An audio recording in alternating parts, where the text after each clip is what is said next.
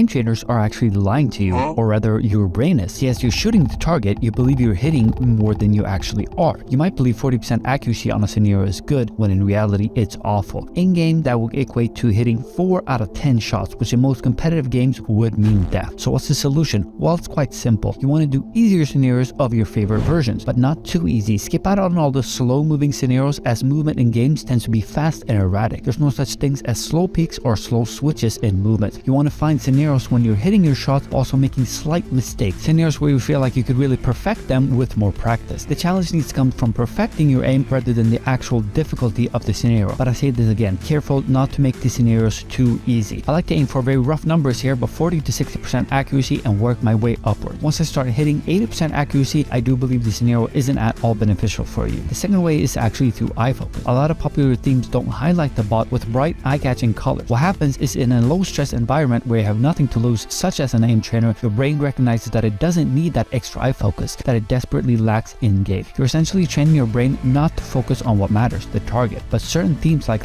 before, the bots grow bright, drawing your eyes to the bots constantly, which will come in handy in those high-pressure situations where things are constantly moving, like the ones you'll face in-game. Lastly is focusing too much on bands. While there's nothing abundantly wrong with these, they're often just fundamental playlists with scoring. They'll tend to give you the impression that you're progressing when in reality you're just increasing your number. Stay away from spamming these and focus on VOD reviewing and finding out where your aim leads.